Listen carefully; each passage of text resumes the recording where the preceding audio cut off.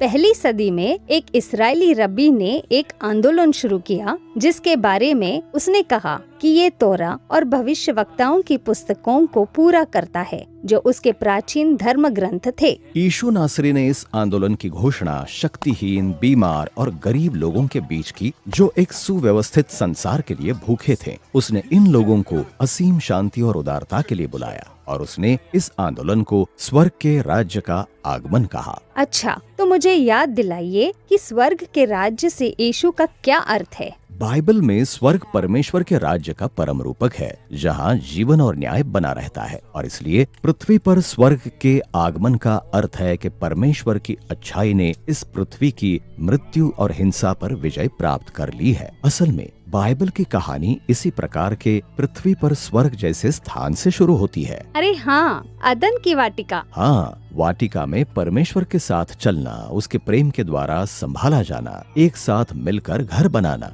यही जीवन जीने का तरीका है। लेकिन वाटिका से बाहर निकलने के लिए एक द्वार और एक रास्ता था जो परमेश्वर के जीवन से दूर ले जाता था। कोई भी व्यक्ति उस रास्ते को क्यों चुनेगा? पर वाटिका में एक धोखेबाज प्राणी प्रकट हुआ जिसने मनुष्यों से कहा कि परमेश्वर पर भरोसा नहीं किया जा सकता और इस आसान रास्ते को अपनाकर भी अच्छा जीवन मिल सकता है। लेकिन ये रास्ता हिंसा और मृत्यु की ओर ले जाता है। सही कहा, और इसीलिए तोरा और भविष्यवक्ताओं की पुस्तकें परमेश्वर द्वारा एक घराने अर्थात इस्राएल को चुनने और फिर उन्हें अपनी व्यवस्था अर्थात अपना निर्देश देने की कहानी बताती हैं कि कैसे वे एक बार फिर परमेश्वर की उपस्थिति में लौट सकते हैं, कैसे वे ऐसे घर और समुदाय बना सकते हैं जहां परमेश्वर उनके बीच आकर रहें, और कैसे वे बाकी संसार को परमेश्वर के जीवन की ओर लौटने का रास्ता दिखा सकते हैं। परंतु परमेश्वर के निर्देश के बावजूद भी इसराइल ने धोखा खाया और उन्होंने दूसरा मार्ग अपना लिया। हाँ, उन्होंने अपने ही भविष्यद्वक्ताओं और अगुवों के द्वारा धोखा खाया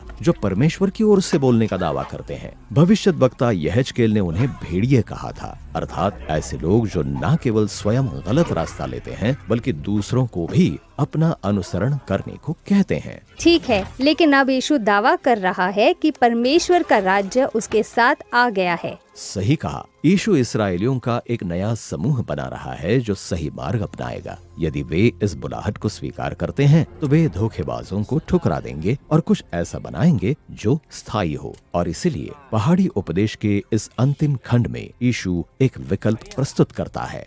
सकेत फाटक से प्रवेश करो, क्योंकि चौड़ा है वो फाटक और सरल है वो मार्ग जो विनाश को पहुंचाता